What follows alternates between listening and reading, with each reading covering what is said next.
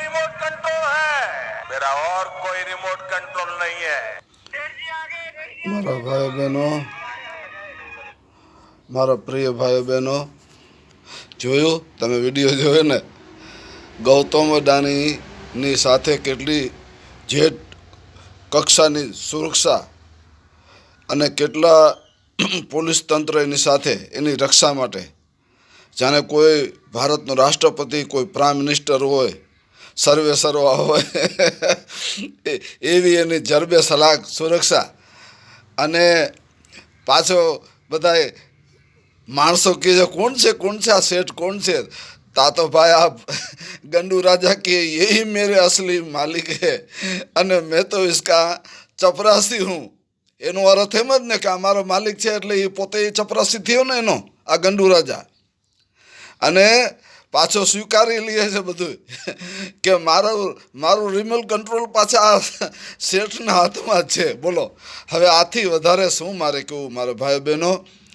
આખો દેશ આ ગંડू રાજાએ આ શેઠને વેચી દીધો. બોલો, મુંબઈના એરપોર્ટ,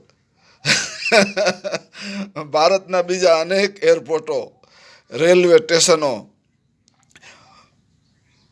અરે ગુજરાતના ગામડા પણ જ્યાં જ્યાં પવન ચક્કા લાગ્યા છે ને એ બધા લખી દીધા. અને ભારત એમ કેમ 90% ભારત તો આખું અત્યારે વેચાઈ ગયું છે, 10% રહ્યું છે, કોઈને ખબર ન પડી. બોલો, આ ગૌતમ અદાણીને બધું આપી દીધું. બોલો, નકર આ ગૌતમ અદાણી અને આ ગંડू રાજા ઓલું આપણો જૂના પેલા ડૉક્ટરો આવતા આપણા ઘરે સ્કૂટર લઈને વિઝિટ કરવા, દવા દેવા, એવા સ્કૂટરમાં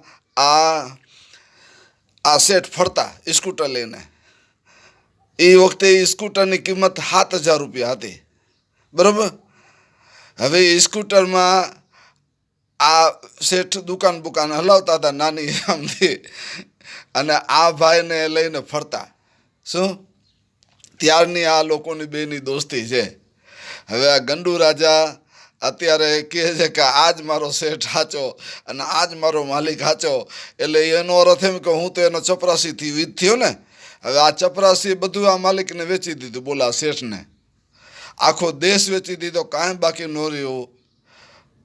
અને હજી તો 1,000 એકરથી વધુ જમીન હમણાં ગૌતમ અદાણીને બિહારમાં આપી દીધી. બોલો, હમણાં જ હજી આ તાજો જ આ મહિનામાં જ. હવે હજારો એકરો જમીનો દરેક રાજ્યમાં આ ગૌતમ અદાણીના નામની છે. એટલે આખું ભારત વેચાઈ ગયું કહેવાય નાના હાથમાં. હવે આ ગંડू રાજાએ કાંઈ બાકી નથી રાખ્યું. છેલ્લે આપણી ચડ્ડી પણ ઉતારીને વેચી ન નાખે તો સારું, મને એમ લાગે. આ ગંડू રાજાનું શાસન કેવું ખતરનાક છે એનાથી આ સમજી લ્યો. વિચારો, મોંઘવારીએ માજા મૂકી. મારા ભાઈઓ બહેનો, તમારા ખિસ્સામાં કાંઈ રહેવા નથી દેતા લોકો.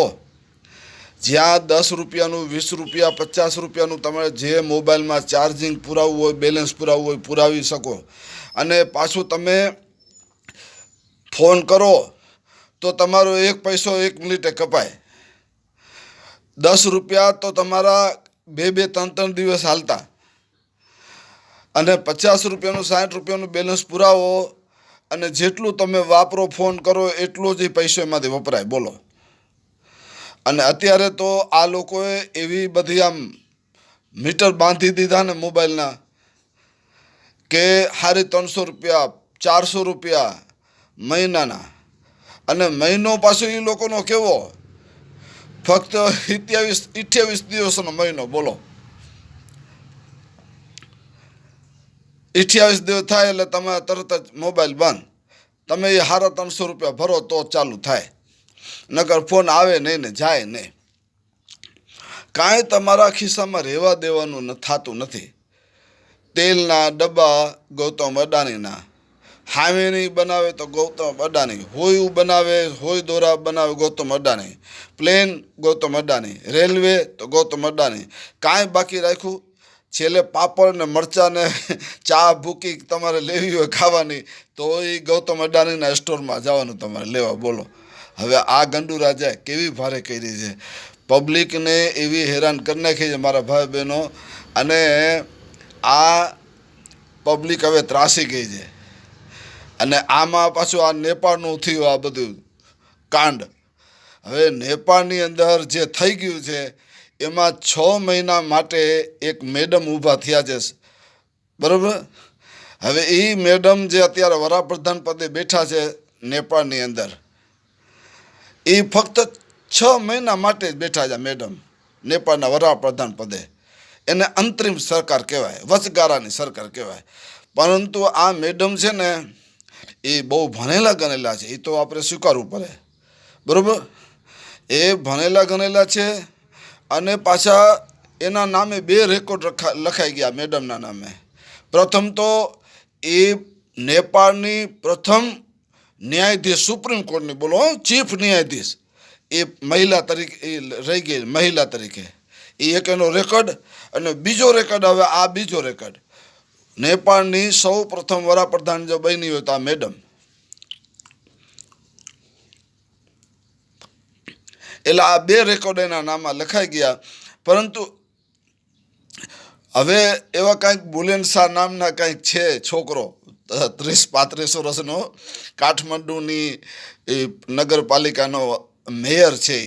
પણ મારો હારો બહુ એમ કહેવાય છે કે આ નેપાળની અંદર જે આ આંદોલન થયું ને, જન આક્રોશ, એની પાછળ માસ્ટર માઇન્ડ આ બુલેન શાહ નામનો 35 વર્ષીય છોકરો છે. બહુ મગજનો બહુ જોરદાર, એમ ઓબામા જેવું મગજ રાખે છે.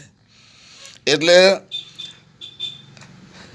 એને એવી અસલ સિફતપૂર્વક બધી ચાલ ચાલી બુલેન શાહે કે ભાઈ હું વડાપ્રધાન બનું નહીં. બધા એને કીધું કે ભાઈ તું બની જા, કેમ કે આ જન આક્રોશ તે જ ઊભું કર્યું, એટલે તું જ, તારો અધિકાર થાય ગાદી ઉપર બેહવાનો પહેલાં. એટલે આ માણસ સમજી ગયો કે મારે એમ બલીનું બકરી નથી થવું. એ કે તમે અત્યારે આ મેડમને બેહારો વચગાળાની સરકાર તરીકે, અને 6 મહિના પછી ચૂંટણી થાય નેપાળની લોકસભાની. એટલે એ લોકસભાની ચૂંટણીમાં જે વધુ મત લઈ આવે એ વડાપ્રધાન પદે બેહે. એટલે આ એ બહુ માસ્ટર માઇન્ડ રમી નાખ્યું, બોલા બુલેન શાહ નામના છોકરાએ. એટલે એને શું છે અસલ સિફતપૂર્વક. હવે અત્યારે જન આક્રોશનો મેન હીરો તો એ જ છે, બુલેન શાહ, બરાબર. એટલે આ બુલેન શાહ હવે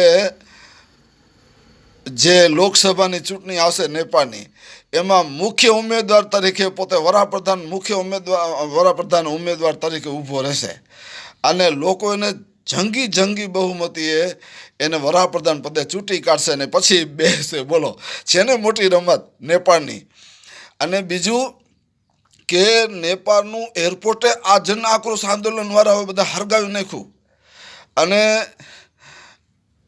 આ જે ઓલી નામનો વડાપ્રધાન હતો ને, એ પોતાના બંગલામાંથી રફુચક્કર થઈ ગયો, બલૂનમાં ઉડી ગયો, હેલિકોપ્ટરમાં. માણસોને એમ કે દુબઈ હાલ્યો ગયો. પણ પછી ખબર પડી કે એ મિલિટરીના કેમ્પમાં સુરક્ષા કોચની વચ્ચે ઓલી કેપી શર્મા ઓલી એ અત્યારે નેપાળની મિલિટરીની કેમ્પની અંદર સુરક્ષામાં છે. એટલે હવે માણસો ત્યાં ગયા છે, બોલો.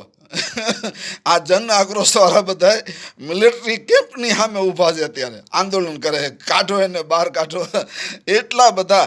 અને એરપોર્ટ હરગાવી નાખવાના હતા. આપણા ગુજરાતી માણસો પ્રવાસમાં ગયા હતા ફરવા, માન જીવ બચાવીને આવ્યા છે. ભારત સરકારે અને ગુજરાત સરકારે એને બધી દરમિયાનગીરી કરી. મિલિટરી ત્યાંના નેપાળના મિલિટરીવાળાએ દરમિયાનગીરી કરી. 4-5 આપણી મેડમો હતી ને 3-4 આપણા પુરુષો હતા, બધાએ એને માન જીવ બચાવીને એ લોકોને બચાવ્યા. એરપોર્ટમાંથી એમને કાઢ્યા, ભારતમાં લઈ આવ્યા. બોલો, હવે એવો જન આક્રોશ કે બધું અમારે એરપોર્ટ બારી નાખવું છે. એટલે કોઈ અમારો નેતા છે ને ભાગી ન જાય બહારથી. અને કોઈ પણ નેતા ભાગવો ન જોઈએ નેપાળમાંથી. જીવતે અમને પકડીને મારી નાખવાના છે, એટલી જન આક્રોશ. કેમ કે મોંઘવારીએ માજા મૂકેલી ને દરેક નેપાળના નેતાઓના બંગલામાંથી કરોડો રૂપિયાના કરન્સી નોટોના ઢગલા નીકળ્યા, બોલો. અને હોનાના ભંડારો નીકળ્યા. અમુક તો પ્રધાનોના ઘરની અંદર જે લૂંટફાટ થઈને એમાં હોનાના ખજાના નીકળ્યા, બોલો. એટલે આખું નેપાળનો બધો પૈસો જ આ લોકો દાબીને બેઠા હતા, બધા મંત્રીઓ. એટલે આ બધો જન આક્રોશ થયો. બધી એટલી બધી મોંઘવારી, એટલી બધી માંજા મૂકેલી, ભ્રષ્ટાચાર એટલો બધો વ્યાપી ગયેલો. હવે એથી ખતરનાક તો આપણા ભારતની હાલત છે. બોલો, આ બધાય ભાજપિયાઓએ એટલું બધું ભ્રષ્ટાચાર કરી નાખ્યો છે કે ખાલી એક ભાજપનો ગામનો સરપંચ હોય, એ સરપંચની ચૂંટણી લડવા માટે લાખો રૂપિયા વાપરવા તૈયાર છે. બોલો, સરપંચ બનવા માટે ભલે 80 લાખ રૂપિયા બગાડવા પડે, 50 લાખ રૂપિયા બગાડવા પડે, પણ મારે આ ગામનું સરપંચ બનવું છે. આપણને એમ થાય કે મારું હારું આ અમથું નાનું ગામ, 1000-2000 વસ્તીવાળું, અને આનો સરપંચ બનવા માટે આટલા બધા રૂપિયા બગાડે છે. તો આ બધા ધારાસભ્યોના સંસદ સભ્યો બનવા માટે આ લોકો કેટલો રૂપિયો બગાડતા હશે.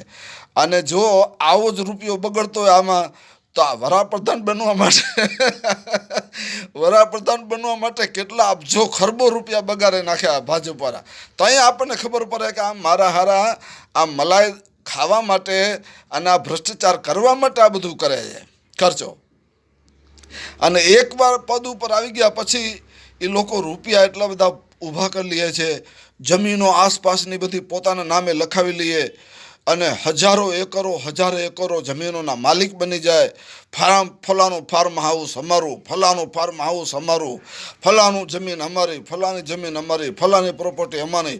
એટલે બધા મારા હરા લુખાતા, ખાવા ડારિયા નહોતા. બોલો, આજે એમની પાસે ખરબો રૂપિયાની પ્રોપર્ટીઓ છે. આ બધો પૈસો ક્યાંથી આવ્યો? એક તપાસનો વિષય બને છે મારા ભાઈઓ બહેનો. આ ભાજપિયાઓ પાસે, આ નરેન્દ્રભાઈ મોદી પાસે ખાવાના પાર્લે બિસ્કિટ નહોતા. બોલો, અને મારા જેવાના મકાનના છાપરે હું તો છણિયું પાથરીને અને ડારિયા અને બિસ્કિટ ખાતો. આજે એ ખરબો રૂપિયામાં રમે છે. આ બધી રમત બહુ ખતરનાક રમત છે. આ પ્રજા બધું જોઈ રહી છે. અને છેલ્લે ન છૂટકે જન આક્રોશ થશે ને, તો આ નેપાળવાળો જન આક્રોશ થાય ને એવું મને લાગે. અત્યારે એંધાને એવા દેખાય છે. અત્યારે આ નેપાળની અસર હવે આપણા ભારતના લોકો ઉપર પડી રહી છે કે આપણા બધા ભાજપિયાઓ બહુ ખાઈ પીને હાંડ થયા છે, આપણા જ પૈસા ખાઈને. એટલે આનો કાંઈક ઈલાજ કરવો પડશે. એટલે હવે આપણી પ્રજા પણ જન આક્રોશ આપણો પણ ફાટી નીકળે એવું મને દેખાય છે. કેમ કે આ લોકો હરામનું ખાઈને ફાટીને ફે થયા છે મારા ભાઈ બહેનો. અને મોંઘવારી એટલી બધી માજા મૂકી, અને ભ્રષ્ટાચાર એટલી બધી માજા મૂકી જેની કોઈ સીમા નહીં મારા ભાઈ બહેનો. અને આવું જો થાય તો આ ગંડુ રાજા ભાગી જાય એમ છે. કેમ કે આ બધા RSS વાળાઓ, ભાજપ વાળાઓએ અનેક દેશોની અંદર જ્યાં એમની લાગવકો હોય ને, ત્યાં દેશોની અંદર બંગલા બનાવીને તૈયાર રાખ્યા છે. અને એ બંગલા બનાવીને તૈયાર રાખ્યા છે. ને વિદેશોમાં પ્રોપર્ટીઓ, પૈસા, ટકા બધા વિદેશીની બેંકોમાં પૈસા રાખ્યા છે ચારેકોર. કયા દેશમાં ક્યાં ભાગવું પડે, એટલે દરેક દેશની અંદર એવા નોખા દેશોમાં, વિદેશોમાં પૈસા રાખ્યા છે, પ્રોપર્ટીઓ રાખી છે. એટલે આપણે કાંઈ વાંધો ના, આપણે સીધું એમ થાય 2029માં ચૂંટણી આવશે ને એમ થાય 2029ની ચૂંટણીમાં આપણે હારીએ તોય આપણે રપુચડ થઈ જવાનું. અને વચમાં કાંઈક 2029 પહેલાં કાંઈક આવું નેપાળવાળી થાય તો આપણે રાતોરાત પ્લેન તૈયાર જ રાખવાના, ગૌતમ અદાણીના. એ પ્લેનમાં બેસીને આપણે વિદેશમાં હાલું જવાનું. અને આ ગૌતમ અદાણી કીધું આ બધા ચપરાસીઓને, ભાજપિયાઓને, તમ તારા મૂંઝવમાં એવું કાંઈ થશે, નેપાળવાળી જેવું કાંઈ થશે તો મારા પ્લેન તૈયાર છે, તમને બિહારીને બધા આપણે વિદેશોના બંગલામાં તમને સિપર્ટ કરાવી દઈશ. બોલો કેવી ચાલ છે. પણ જન આક્રોશ રાહુલ ગાંધી અત્યારે ખારો થઈ ગયો છે બહુ. અને એને કીધું છે કે હું બોમ્બ ગમે ત્યારે ફોડીશ અને મારો બોમ્બ ફૂટશે. એમાં આ ગંડુ રાજા કોઈને મોઢું બતાવવા લાયક નહીં રહે. એવો રાહુલ ગાંધી કે મારો હારો બોમ્બે જોરદાર લાવ્યો છે. હવે રાહુલ ગાંધી કાંઈ પપ્પુ નથી રહ્યો. પપ્પુ એની ઇમેજ ખરાબ કરવા માટે આ ગંડુ રાજાએ ખરબો રૂપિયા બગાડી નાખ્યા રાહુલ ગાંધી સાહેબને પપ્પુ કહેવા માટે. ઓલો ગણેલો છે, ગ્રેજ્યુએશન વાળો છે, અને વિદેશમાં ભણીને આવ્યો ને, મોરના ઈંડાને ચિતરવા ન પડે. એના બાપ દાદા, એના નાના નાની, એના દાદા દાદી, આ બધાએ વડાપ્રધાન પદ ઉપર આ રંગાયેલા. ઇન્દિરા ગાંધીનો વિડીયો તમને આપીશ. આ પ્રિયંકા ગાંધી અને રાહુલ ગાંધી હાવ નાના નાના તન વરના, અને એ નાની નાની ખુરશી ઉપર તન વાળું બાળક કેવું લે નાની ખુરશી ઉપર, એવી નાની નાની ખુરશી ઉપર આ રાહુલ ગાંધી અને પ્રિયંકા ગાંધી, આ પ્રિયંકા 3 વર્ષની કે 2 વર્ષની અને આ રાહુલ ગાંધી 2.5 હારા 3 વર્ષનો. હવે એની ઇન્દિરા ગાંધી એમને અસલ કેવી રીતે બિહારીને એને પાઠ શીખવે છે એ બહુ જોવા જેવો, એ તમને હું વિડીયો આપીશ. તો આ બધાય મોરના ઈંડાને ચિતરવા ન પડે, આ તો બધાય ચોરના પેટના છે બધાય. મારે આ શબ્દ ગેર બોલાઈ ગયો, મને માફ કરજો, એક પત્રકાર રીતે મારે ન બોલવું જોઈએ, પણ આ ખરેખર ચોરના ભાઈ ઘંટી ચોર છે. અને આ લોકો ન કરવાનું અત્યારે કરી રહ્યા છે, અને પ્રજા હવે બધી ત્રાહિત થઈ ગઈ છે. ચારે કોર ભાજપની અત્યારે ગુંડાગર્દી, અત્યારે એટલા બધા ફાટીને ફે થયા છે ભાજપિયાઓ બધાએ, પ્રજા ઉપર એટલો બધો ત્રાસ વરસાવી રહ્યા છે કે જેની કોઈ સીમા નહીં. એટલે હવે છે ને બધું આ લોકોનો પાપનો ઘરો હવે ફૂટવાની તૈયારીમાં ભરાઈ ગયો છે. અને જો આવું થશે ને તો રાહુલ ગાંધી બહુ આકરે પાણી અત્યારે છે. અને એકવાર જો આ વડાપ્રધાન પદ ઉપર આવે ને તો RSS ઉપર લાઈફ ટાઈમ પ્રતિબંધ, અને ભાજપિયાઓને ફાંસીની સજા અને જન્મટીપની સજા સિવાય કોઈ નીચી સજા નહીં આવે. અને આ મોટા મોટા ગંડુ રાજા જેવા ભાજપિયાઓને તો આંતરરાષ્ટ્રીય અદાલતમાં એના ખટલા ચાલશે. એવા પાપ કર્યા છે, એવા પાપ, ગોધરા કાંડ ને બધું કર્યું ને એ બધા બહુ ખતરનાક પાપ છે. ગુજરાતમાં અને આખા ભારતની અંદર જ્યાં એ કોમી રમખાણોમાં મુસ્લિમ અલ્પસંખ્યકોને કેવા મારી નાખ્યા, કેટલી લાખોની સંખ્યામાં, એની હવે એ ગણતરી થશે ને કેટલી મુસ્લિમોની પ્રોપર્ટી લૂંટફાટ કરીને આ લોકોએ ખજાના ભર્યા છે RSS વાળાઓ. એ બધી પ્રોપર્ટીઓ પાછી લેવામાં આવશે. આ ખાઈ પીને ફે થયા છે ને બધાય પાડા, એ બધું એનું બધું હોહરું નીકળવાનું છે.